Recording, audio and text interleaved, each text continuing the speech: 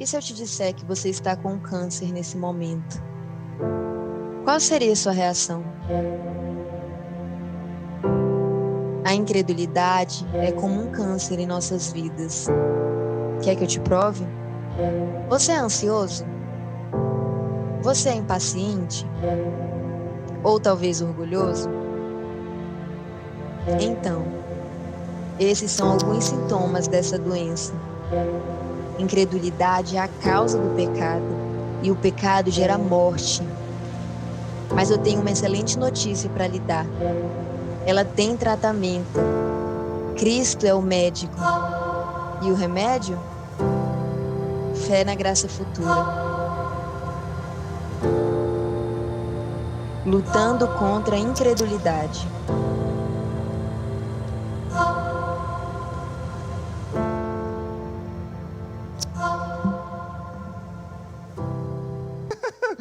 Louvado seja Deus. Romanos 7,7.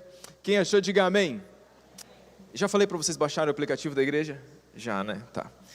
Vamos ler Romanos 7, versículo número 7. A Bíblia diz assim: que diremos, pois? É a lei pecado? De modo nenhum. Mas eu não teria conhecido o pecado, senão por intermédio da lei, pois não teria eu conhecido a cobiça, se a lei não dissera, não cobiçarás. Nessa série hoje, lutando contra a incredulidade, nós vamos ministrar sobre lutando contra a cobiça. Vamos fechar nossos olhos, vamos orar ao Senhor. Querido Deus, fala ao nosso coração por graça e por misericórdia, e ajuda-nos a ouvir a Tua voz. Eu clamo que Jesus seja lembrado, glorificado, exaltado, acima de tudo e acima de todos. Esta é a minha oração em nome de Jesus. Amém, Senhor. Nessa série, nós começamos algumas semanas atrás, nós já ministramos alguns temas, alguns assuntos. Nós já falamos sobre lutando contra a ansiedade, lutando contra o orgulho, lutando contra a vergonha, lutando contra a impaciência. E hoje nós falaremos sobre lutando contra a cobiça, trabalhando essas áreas que muitas vezes são áreas de incredulidade na nossa vida. Antes de eu entrar propriamente no assunto hoje de manhã, eu queria só relembrar com você quais são os fundamentos dessa série, sobre o que nós estamos baseando, quais são os princípios bíblicos e os alicerces nos quais nós estamos firmando essa série. Então essa incredulidade, quando a gente diz lutando contra a incredulidade, alguém diz, o que é a incredulidade? Eu creio em Deus, mas muitas vezes a gente crê em Deus e mesmo assim permanece com áreas de incredulidade na nossa vida. Então a incredulidade, se a gente fosse fazer um resumo a grosso modo, poderíamos dizer que a incredulidade é a nossa incapacidade de confiar plenamente nas promessas de Deus. Isso é incredulidade, uma incapacidade que temos de confiar de uma maneira absoluta em Deus e nas promessas que Ele nos fez, crer plenamente naquilo que Ele é e naquilo que Ele nos prometeu. Então, quando nós somos tomados pela incredulidade, nós somos tomados pelas promessas do pecado. É isso que acontece no nosso coração. Então, deixa eu tentar resumir isso assim para você. Você vai ver que tudo que nós vamos dizer para você semana após semana está baseado por trás dessa lógica e que é uma verdade da palavra de Deus. Se você quiser pode tomar nota também. Tudo isso aí não está nos slides ainda. Você sempre será infiel numa área que você julga que Deus não é fiel. Você sempre tende a tropeçar numa área onde você acha que Deus não é poderoso o suficiente para te suprir nela. A sua infidelidade em alguma área da sua vida sempre vai estar relacionada com a sua incapacidade de achar que Deus é fiel justamente naquela área. Então, por exemplo, se eu tenho em mim de que Deus não é fiel o suficiente para suprir as minhas necessidades, o que eu faço? Eu não dizimo, eu não oferto. Porque eu não acredito de fato, eu acredito em Deus, mas eu não acredito de fato que Deus vai suprir as minhas necessidades. Então eu digo, se eu der o dízimo, vai faltar. Se eu ofertar, vai faltar. E no momento em que eu digo vai faltar, eu estou dizendo, Deus não é fiel o suficiente para me suprir. E aí eu estabeleço uma área de incredulidade na minha vida. Deus não vai suprir as minhas necessidades, é por isso que eu tenho que fazer negócios, mesmo que sejam errados, mesmo que seja uma nota fria, mesmo que seja assim, um superfaturamento disso aqui que eu estou prestando, porque eu preciso ter mais lucro, eu preciso garantir que eu vou ter aquilo que eu preciso, mesmo que eu use o meio errado. Isso é incredulidade. Eu sempre serei infiel numa área que eu julgo que Deus não é fiel para suprir a minha necessidade. Se eu acredito ou se eu não acredito que Deus é fiel o suficiente para suprir as minhas carências afetivas. E aí, a partir desse momento eu digo, bom, então eu vou me enveredar por outros tipos de relacionamento. Se eu sou jovem, eu vou ficar com fulano, vou pegar ciclano. Se eu sou casado, eu vou me aventurar em casos extraconjugais. Eu vou entrar por relacionamentos os quais eu não deveria entrar, porque eu não acredito que Deus, em sua fidelidade, através do modelo que Ele tem, que é do casamento, da monogamia e sem o adultério, Ele vai me suprir de fato. Eu não acredito, enquanto jovem, que eu posso esperar. Não posso esperar. Eu tenho que pegar, eu tenho que fazer, porque se eu esperar, eu vou perder alguma coisa. Percebe isso? Então, sempre que eu acho que Deus não é fiel em determinada área, é aquela área onde eu vou exercer infidelidade, e isso é incredulidade. É a incapacidade de crer de que Deus de fato vai cumprir aquilo que Ele prometeu. Então, grave isso que eu vou te dizer. Quando a incredulidade chega na minha vida, eu troco as promessas seguras de Deus pelas promessas enganosas do pecado. É isso. Deus prometeu e Ele é fiel para cumprir. Amém, irmãos? Mas quando a incredulidade chega a mim, eu troco a fidelidade dessas promessas pelas promessas ilusórias do pecado. Foi assim no Éden, foi assim no paraíso. Deus disse, tudo que vocês precisam sou eu, e é isso. E a serpente planta neles uma ideia de que eles estão perdendo alguma coisa pelo fato de não comerem daquele fruto. Não, vocês serão iguais a Deus, tem algo mais que vocês podem experimentar.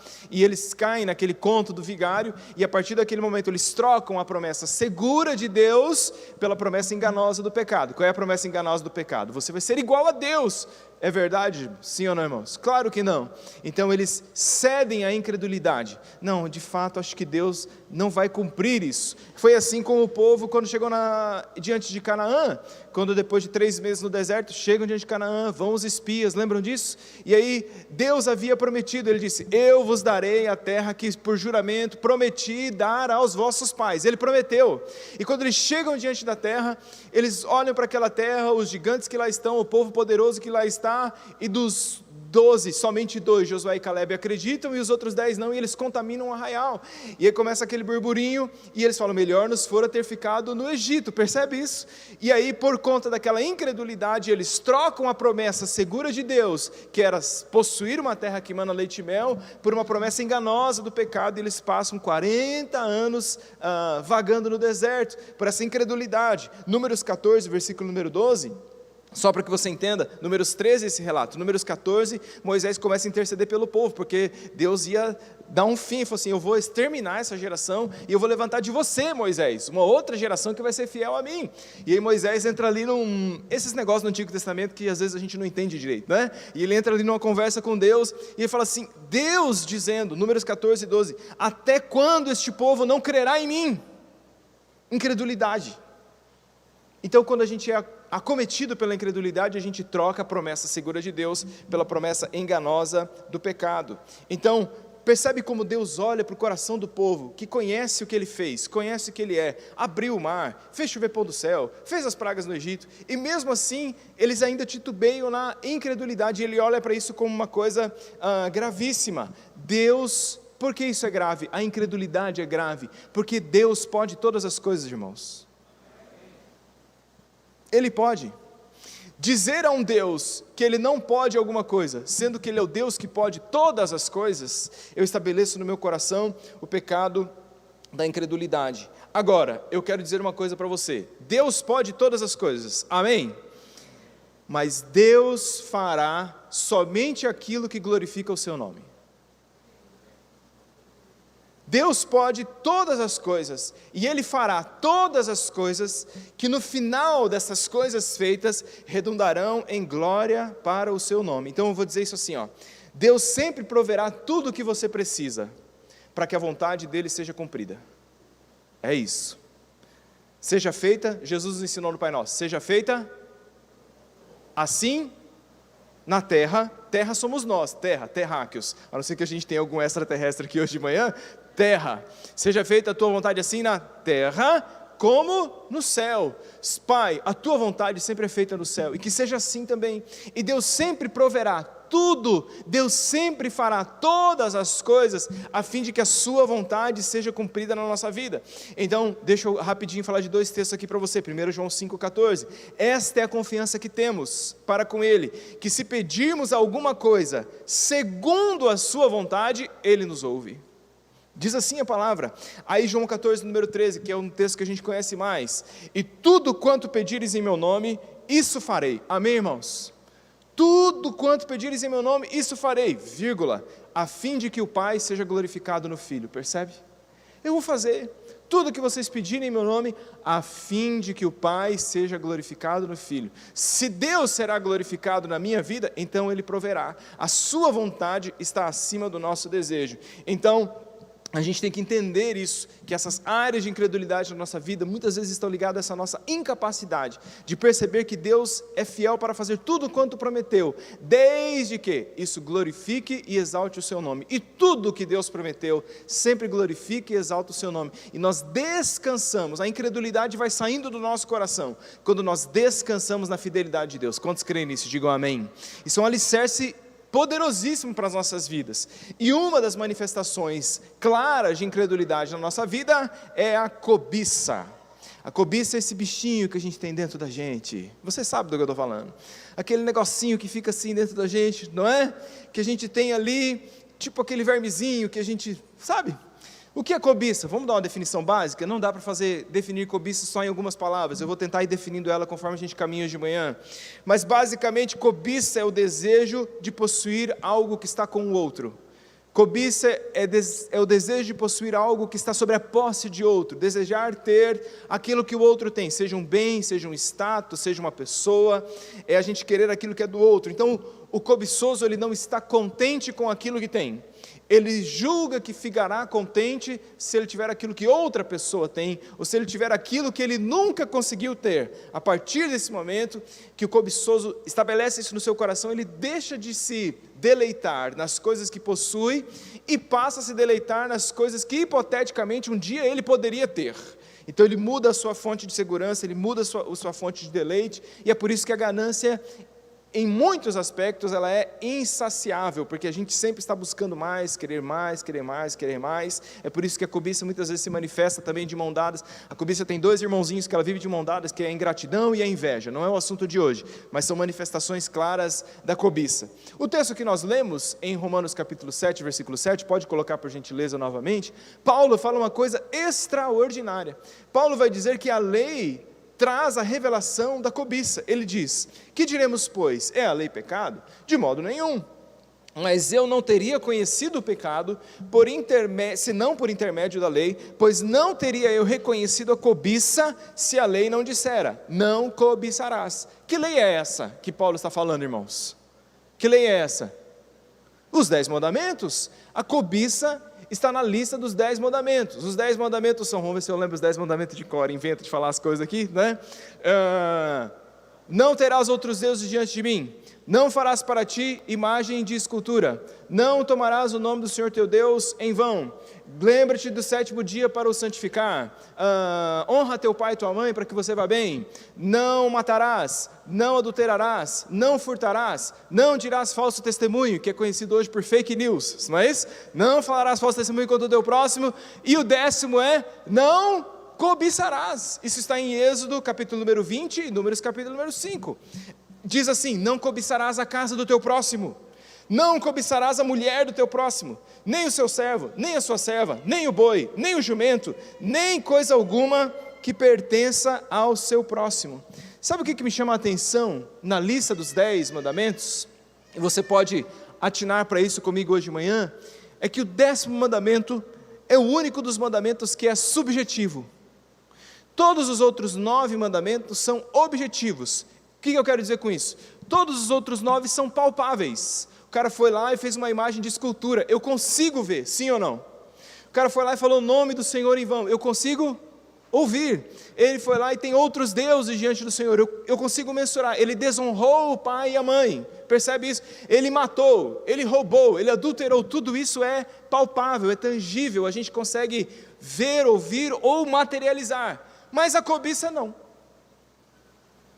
Não cobiçará. Eu posso estar aqui, tranquilão, eu posso estar aqui levantando a mão, eu posso estar aqui, ó, não é? E você vai dizer, é um santo, só tem que pôr uma auréola em volta da cabeça dele. Mas aqui dentro do meu coração eu posso estar cheio de cobiça, sim ou não? Eu posso estar aqui e falar assim, se eu estivesse no lugar de fulano. Assim, se eu tivesse chegado no carro que fulano chegou. Se fosse eu pregando hoje de manhã, essa igreja já estaria todo mundo no chão. E eu estou aqui, mas ninguém sabe disso, só Deus. Só Deus que então não há tribunal humano que consiga julgar o cobiçoso.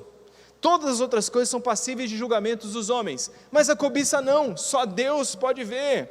E quando Paulo vai falar sobre isso, Paulo está dizendo, foi o 10º mandamento que me trouxe a consciência de que eu era um pecador. É Paulo falando disso.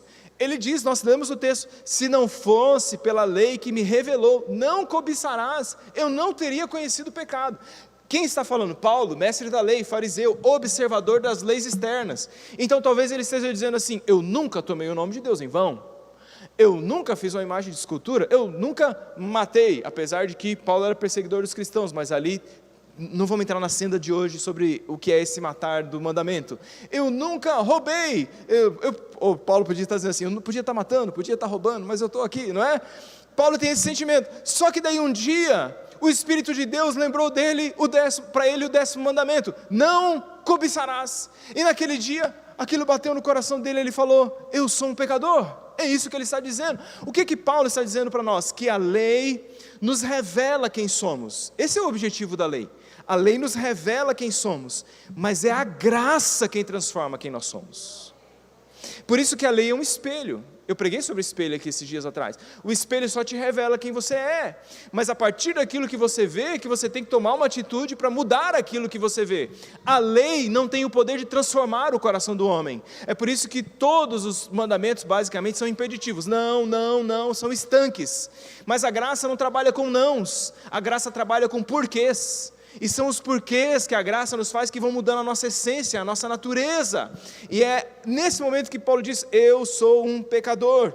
E quando a gente olha para a cobiça, a gente vai dizer, todos nós somos pecadores. Porque é impossível, a gente pode até passar pela vida sem matar ninguém, sem cometer adultério, mas é praticamente impossível que a gente passe pela vida sem pelo menos por um instante, ou por milhares de instantes, a gente ter cobiçado alguma coisa. Sim ou não? Só eu? Sou pó, miserável pecador. A gente dá assim e fala, se fosse. Então, a raiz da cobiça, aonde começa a cobiça? Pode passar por gentileza. A raiz da cobiça está na perda do contentamento. Aonde é que é o nascedor desse pecado que muitas vezes habita em nós, fruto da incredulidade? Ele está na perda do contentamento. Onde que se estabelece essa terra em nós, em que a gente vive pelo si, porque viver pela cobiça é o si. Se eu tivesse aquele carro, se eu fosse casado com aquele cara, se eu fosse casado com ela, se eu tivesse feito tal coisa, se eu morasse naquela casa, se eu morasse naquele prédio, se eu morasse no condomínio, até eu levantava a mão e dava glória a Deus, se eu tivesse a saúde de fulano, se eu não... Percebe isso? Cobiçar, a gente corre o perigo de dizer para Deus assim, Deus, eu preciso de algo que o Senhor não me deu. Isso é ter um coração cobiçoso. Deus, o Senhor não está cuidando direito de mim. Isso é cobiça. E a raiz disso é a perda do contentamento. Diz Paulo, nós vamos usar bastante 1 Timóteo capítulo número 6. Paulo diz assim, 1 Timóteo capítulo número 6, versículos 5 e 6. Homens cuja mente é pervertida, pode colocar por gentileza, e privados da verdade, supondo que a piedade é fonte de lucro. De fato, grande fonte de lucro é a piedade com contentamento. Apesar da palavra cobiça não aparecer aí, ela vai aparecer mais para baixo no texto, ele está começando a clarear o conceito. E ele está dizendo assim, gente que a mente se perverteu e que acha que vive para ter lucro. Vive para ter mais, vive para conquistar as coisas. E ele está dizendo, a fonte de lucro nossa é a piedade com o contentamento. O que é cobiça, irmãos?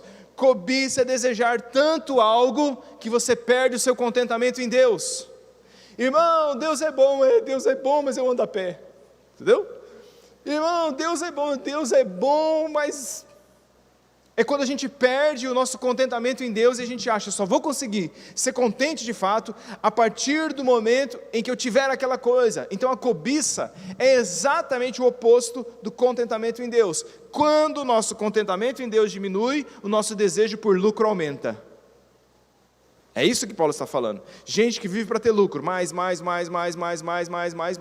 é um sinal de que a sua fonte de contentamento se perdeu. E aí Paulo vai chamar isso de idolatria. Colossenses 3, versículo número 5, a palavra do Senhor vai dizer assim: fazei, pois, morrer a vossa natureza terrena, prostituição, impureza, paixão lasciva, desejo maligno e avareza, que é idolatria. Você ouviu aí a palavra avareza? Pode deixar por gentileza rapidinho. A palavra traduzida como avareza é a palavra pleonekésia. Aprendemos grego hoje de manhã. Da onde vem uma palavra no português que a gente usa que é pleonasmo. O que é pleonasmo? É mais do mesmo. Mais do mesmo. Um pleonasmo, mais do mesmo. O que ele está dizendo? A palavra traduzida por avareza, às vezes aparece como cobiça e às vezes aparece como amor ao dinheiro. O que ele está falando? O avarento não é só o que retém. O avarento é aquele que retém porque quer sempre mais, percebe isso? Só que ele só quer mais do mesmo. Não vai mudar, não é nada diferente. É mais do mesmo, é um buraco que não tem fundo. Então, Paulo está dizendo que isso é idolatria. Porque eu quero tanto as coisas, pode tirar por gentileza a tela, eu quero tanto as coisas que por querer as coisas, eu tiro Deus do lugar dele na minha vida e coloco as coisas.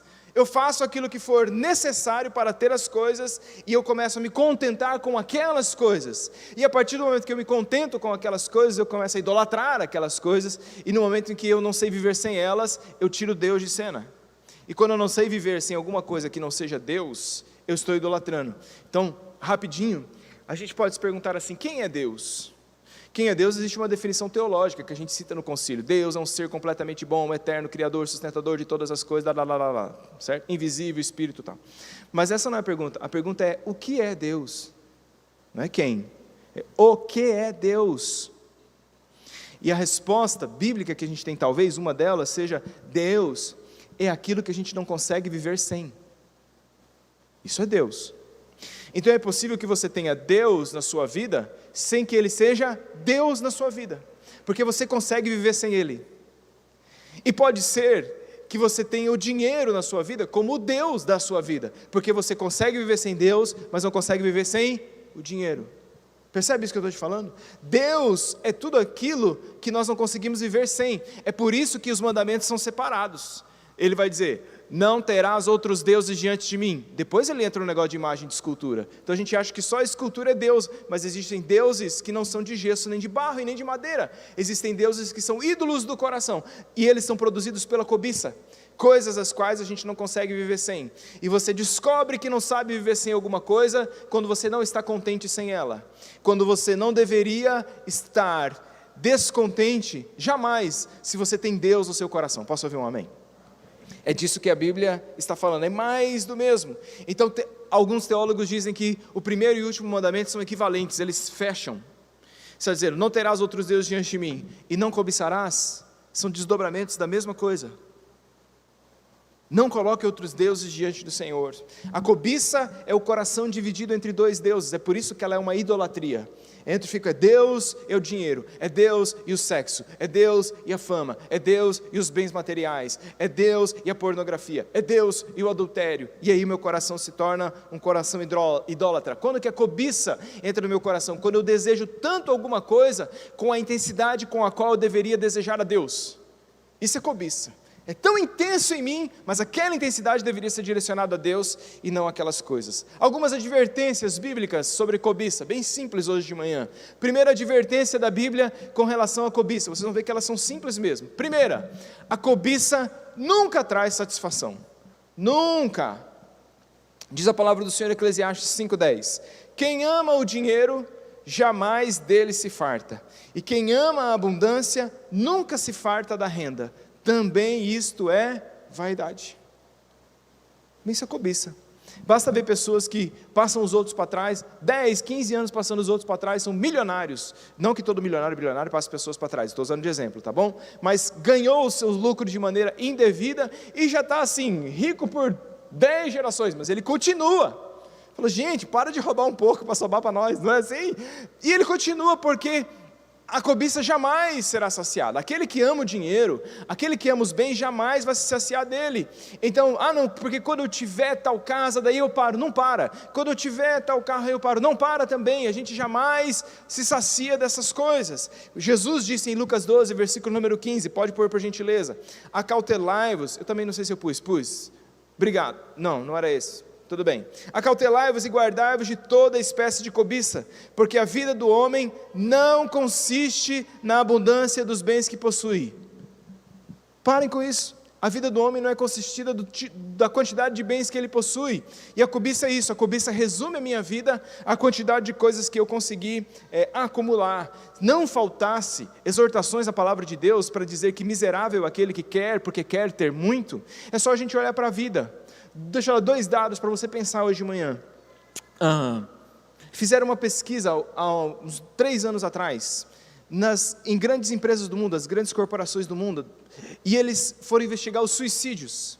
E aí eles entrevistaram os altos executivos, e eles entrevistaram a classe mais de baixo, né? A mão de obra, mais os operários. E eles viram que a taxa de suicídio entre os grandes executivos era 3 vezes maior do que entre os operários comuns da empresa. Quanto mais a pessoa tinha, mais ela estava infeliz com a própria vida. E eu não estou dizendo que o rico é infeliz e que o pobre é feliz, tudo bem? Não é isso que eu estou dizendo. Eu só estou te dizendo que colocar nas coisas uma fonte de satisfação é um barco furado, porque nunca se satisfaz. Você sabia, por exemplo, que no Brasil, o maior índice de suicídio está entre os jovens de classe média alta? São as pessoas que mais se matam no Brasil. O filhinho do papai, aquele que você, menino que está aqui, fala assim: eu queria ser igual a ele, eu queria ter o carro que ele tem, eu queria ter a grana que ele tem, eu queria beber as coisas que ele bebe, eu queria ir nas baladas que ele vai, mas ele é o cara que está se matando. Então, eu estive agora em julho, em Balneário Camboriú, e eles estão levantando lá as 2 maiores torres da América Latina, vai ser lá. O Neymar comprou uma cobertura lá, está lá, tudo aqueles... que Balneário Camboriú é assim. Mas alguns prédios, sabe o que eles estão fazendo nas coberturas? Fechando, lacrando, ou colocando blindex, ou colocando tela. Por quê? Porque os jovens estavam pegando o elevador, indo para o terraço e pulando. A cobiça nunca se satisfaz. Segunda advertência: a cobiça sufoca a nossa vida espiritual. Quando Jesus contou a parábola das sementes, lembra? O semeador saiu a semear, falou a parábola dos solos. Em determinado momento, em Marcos capítulo número 4, versículo de número 20, ele diz que as sementes são a palavra de Deus, mas que tem um tipo de solo em que aquela semente é sufocada. Olha o que ele diz: mas os cuidados do mundo, a fascinação da riqueza e as demais ambições concorrendo, sufocam a palavra, ficando ela infrutífera. Gente que não permite que a palavra de Deus floresça em sua alma, floresça em seu coração, se torne abundante na sua vida. Por quê? Porque as preocupações do mundo, as ambições, o desejo pela riqueza, não abre espaço para que a palavra cresça em seu coração. E o mundo que a gente está vivendo é exatamente assim. Eu preciso correr atrás das coisas, eu preciso fazer, eu preciso ganhar, eu preciso ter lucro. Irmãos, nós não somos contra trabalho, não somos contra nada disso, mas essas coisas têm que ter medida na nossa vida. E o problema da cobiça é que ela sangra para outras áreas onde ela não deveria invadir. E aí quando chega a hora de eu ter um momento com Deus, é hora de eu vir na igreja domingo de manhã: não, eu estou cansado demais, porque eu ralei de sol a sol a semana inteira. É hora de eu orar com os meus filhos, é hora de eu discipular meus filhos. Não, eu não tenho força, não tenho para isso, eu quero assistir minha TV, porque só correndo atrás das coisas, e a gente vai sufocando nosso vigor espiritual. A gente vai dando para Deus o tempo que sobra, o tempo que resta, e isso vai sufocando a nossa vida espiritual. Outra advertência que a Bíblia traz com relação à cobiça, a terceira, que a cobiça é capaz de criar muitos outros pecados. Olha o que a palavra do Senhor vai dizer em 1 Timóteo 6, versículo número 10: porque o amor do dinheiro é a raiz de todos os males. Deixa eu parar aqui. O dinheiro não é bom nem mal, o dinheiro é neutro, tudo bem? Então você pode usar o dinheiro para o bem e o dinheiro para o mal. A Bíblia diz que o amor do dinheiro é a raiz de todos os males. Pode voltar ao texto, por gentileza. E alguns nessa, o que, irmãos? E alguns nessa cobiça, se desviaram da fé e a si mesmo se atormentaram com muitas dores. A ideia aí é de autoflagelo. Essa é a palavra que Paulo está invocando. Gente que por amar tanto dinheiro se flagela, se castiga. Você conhece gente que por amar tanto dinheiro acabou divorciado? Conhece gente que por amar tanto dinheiro acabou sendo escravo de remédio tarja preta? Gente que por amar tanto dinheiro, sucesso, acabou se matando, se autoflagelando, escravo do lucro, escravo da meta. É disso que ele está falando. Gente que nessa cobiça chega a se desviar da fé. Ele quer dizer que o coração humano que não encontra contentamento em Deus, mas tenta encontrar contentamento no dinheiro, vai produzindo diversos males. Quem tem um coração cheio de cobiça, deixa eu usar essa linguagem porque Tiago vai usá-la, está grávido de outros pecados.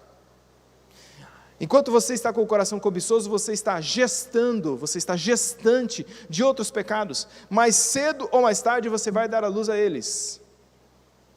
Então eu tenho para mim, a Bíblia não fala, por exemplo, mas tenho para mim que Davi não caiu com Betseba, porque Betseba foi a primeira mulher casada que ele cobiçou. Muito provavelmente ele já tinha isso aqui, já estava de olho em outras mulheres casadas. Aí um dia ele não aguentou e ele deu à luz aquele pecado.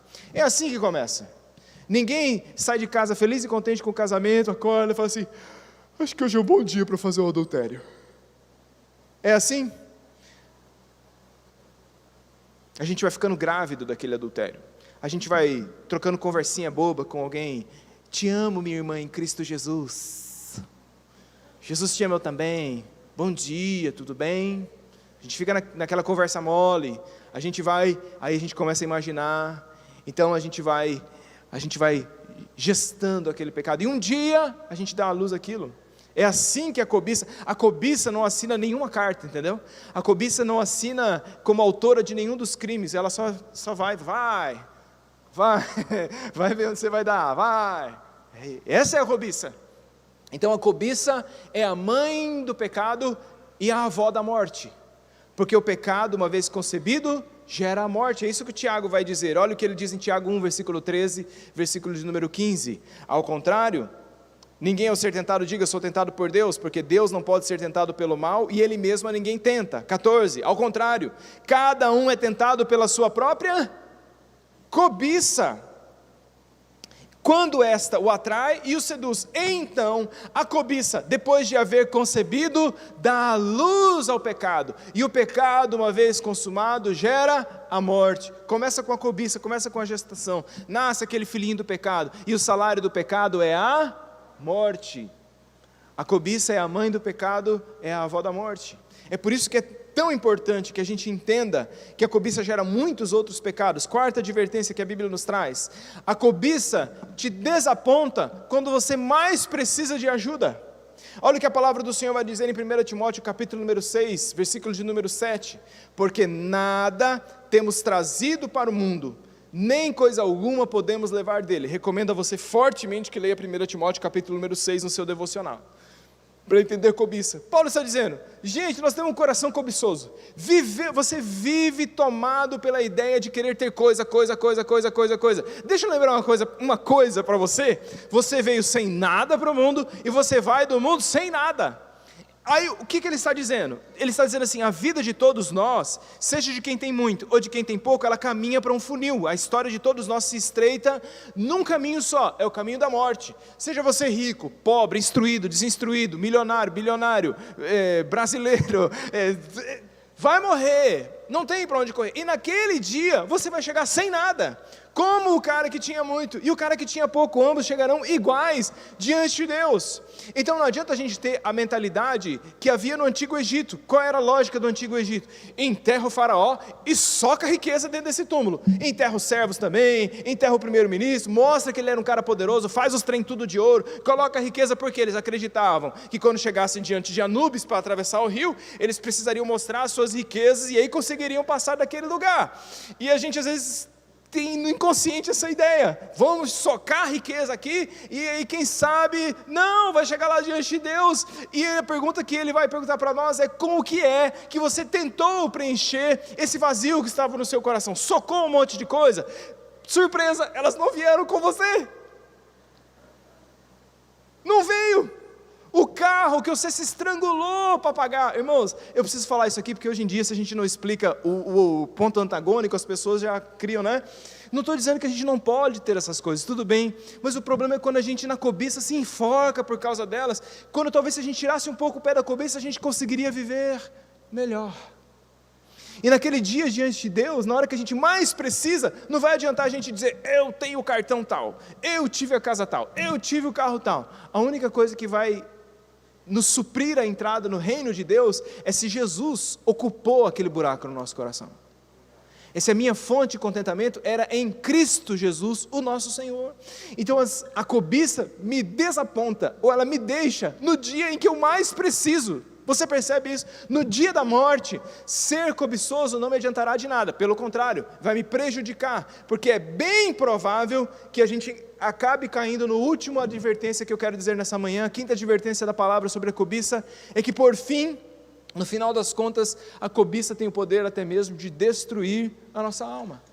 Quando Paulo está dizendo em 1 Timóteo 6, olha o que ele diz, irmãos, ora, os que querem ficar ricos caem em tentação e cilada, em muitas concupiscências insensatas e perniciosas, as quais afogam os homens na ruína e na perdição.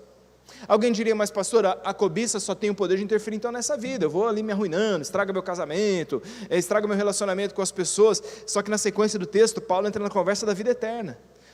Ainda no capítulo número 6, versículos 11 e 12, eu não sei se eu coloquei, Dudu, ele diz assim, tu porém, ó homem de Deus, obrigado querido, foge dessas coisas, foge do quê? Da cobiça, foge dessas coisas, antes segue a justiça, a piedade, a fé, o amor, a constância, a mansidão, combate o bom combate da fé, toma posse da vida eterna.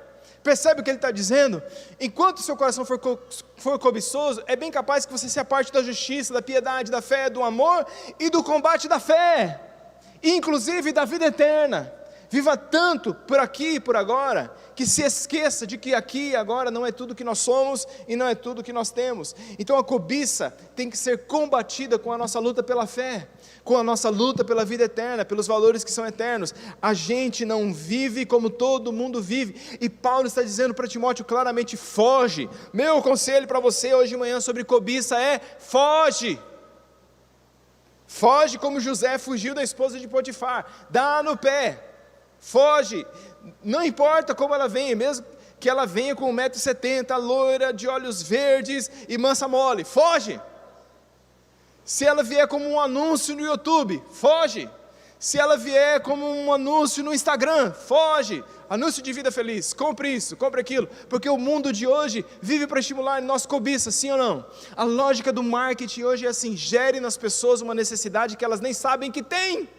Você nem sabe que você queria aquele suporte para segurar ou não sei o que lá de um trem que você não tem. Você vai lá e compra. É assim, cobiçoso. Tudo. É por isso que todo ano sai um celular, sai o 11, tem 2 câmeras, sai o 12, tem 3 câmeras, aí sai o 13, é capaz de ler a sua alma. Vai saindo, eu preciso desse trem, precisa mesmo. Entendeu? E aí a gente vai, quando a gente não foge da cobiça, a gente se esquece dos outros valores espirituais. Quer ver uma coisa simples? Eu estou quase encerrando já, fique tranquilo. Semana que vem nós vamos ter um domingo missionário aqui na igreja, uma mini conferência missionária, os irmãos sabem do momento que nós estamos vivendo. De manhã a gente tem uma apresentação virtual do Atoto, à noite vai estar o Kleber Balaniuk, e nós vamos fazer renovação de OMF, tudo bem? E se eu perguntasse para cada um de nós que está aqui hoje de manhã, você dá OMF? Você dá oferta missionária de fé? Você contribui para os campos missionários? Para que Jesus seja pregado onde não há esperança? Ah não, pastor, aqui sabe, não sei o que lá. Você trocou de celular sem necessidade e se afundou em parcela?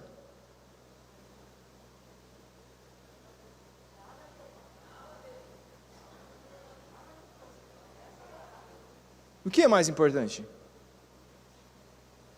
Não, mas eu não tenho...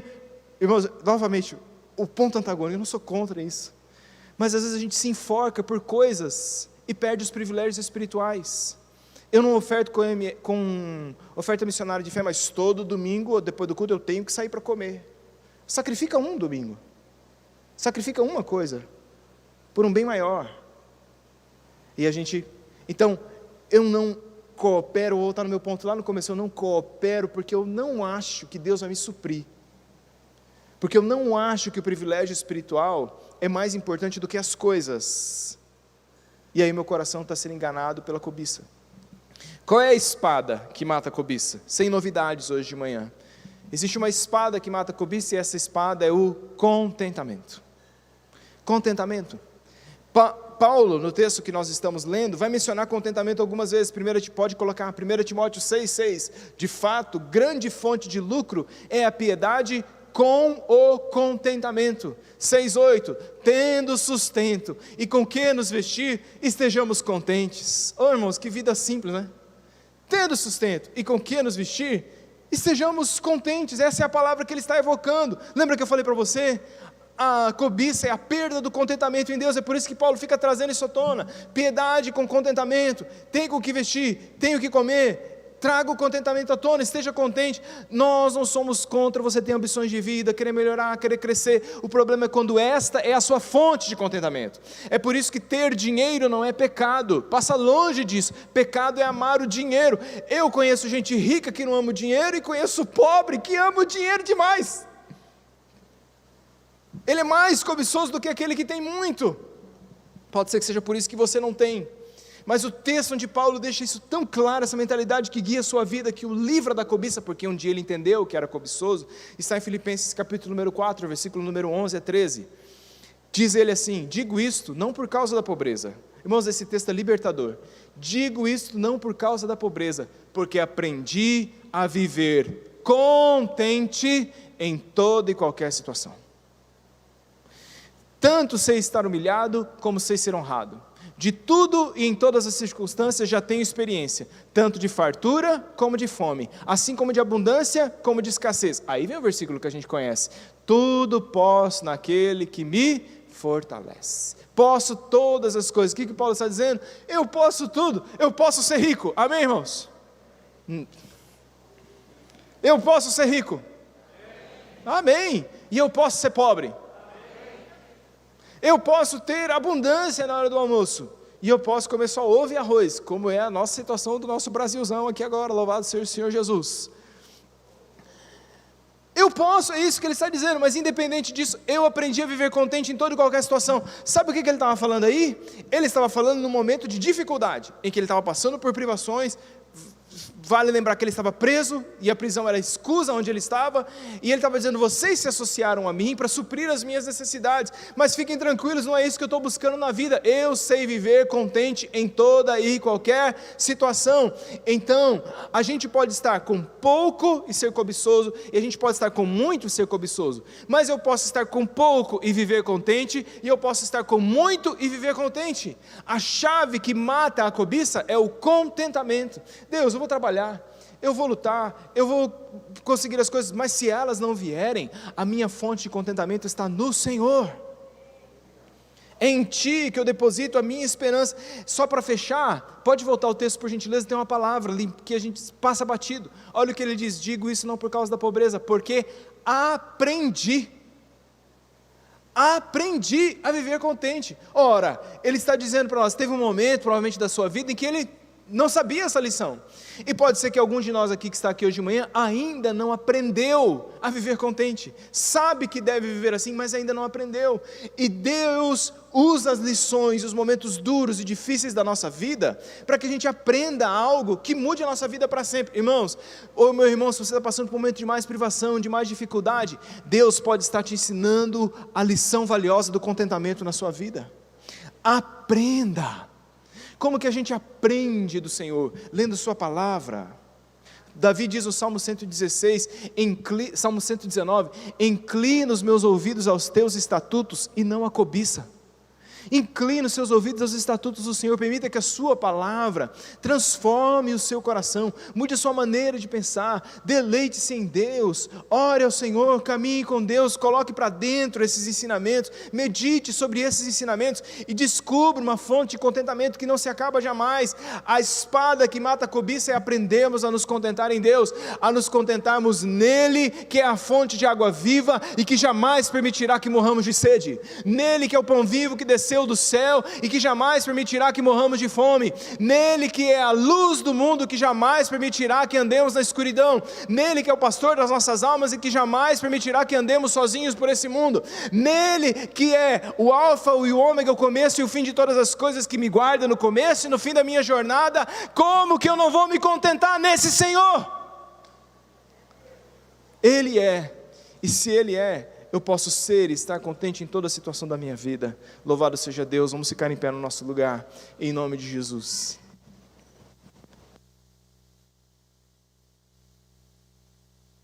Hebreus 13, versículo número 5, coloca para mim por gentileza, Dudu.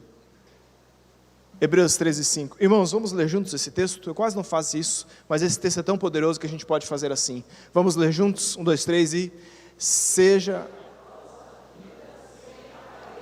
amor ao dinheiro, com...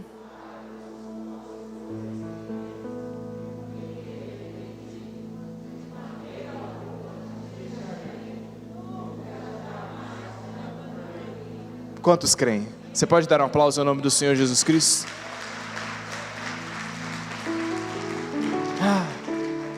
Contente-se com aquilo que você tem, porque eu nunca te deixarei, eu nunca te abandonarei. Querido Deus, abrimos o nosso coração para falar ao Pai amado das coisas que estão aqui dentro dele. De forma, queremos viver um cristianismo que não está só preso na forma, naquilo que os olhos podem ver. Eu sei que isso é importante, Deus, porque são os frutos da nossa fé, mas nós te pedimos, muda-nos aqui dentro, muda-nos de dentro para fora. Tira de nós esse espírito secular, esse espírito mundano, que quer levar vantagem em tudo. Tira de nós esse espírito deste século, deste tempo, que vive por coisas e que se não tem as coisas acha que não é nada. Nós não somos, a vida do homem não consiste nos bens que possui. E o Senhor Jesus disse, a nossa vida consiste no fato de que repousamos nossa alma nos braços do Senhor. Deus, dá-nos contentamento. Temos o que comer, temos o que vestir, estejamos contentes. Talvez alguém esteja aqui hoje de manhã insatisfeito, mas nós não podemos e não deveríamos estar insatisfeitos, porque temos o necessário. Não estamos orando para que o Senhor tire de nós a gana, ou a ambição de conquistar coisas na vida, não é isso. Mas hoje nós nos posicionamos espiritualmente para dizer, as coisas jamais ocuparão o lugar de Deus na minha vida. Minha fonte de contentamento é Deus. Nele nos contentamos, nele esperamos. Trabalha no coração de homens e mulheres, para que joguem fora esse fardo da cobiça, para que possam hoje tirar do seu ventre espiritual, essa gestação de pecados que estão aqui a caminho, frutos da cobiça, que inundou nossa mente e nossa alma. Nós queremos nos contentar no Senhor, em nome de Jesus. Tu és a nossa fonte, Senhor. Tu és a nossa cura, Tu és a nossa esperança, Tu és o nosso socorro. E como o autor de Hebreus disse, que nós vivamos sem avareza, sem amor ao dinheiro, que estejamos contentes com aquilo que possuímos. Por quê? Porque o meu Deus, aleluia, jamais me deixará, jamais me abandonará, aleluia. Nele descanso de nossas almas, fonte de nosso contentamento. Voltamos para Ti, nossa esperança e nosso amor nesta manhã, em nome de Jesus oramos, amém e amém. Uma vez mais, um aplauso ao nome do Senhor Jesus pela sua palavra. Aleluia.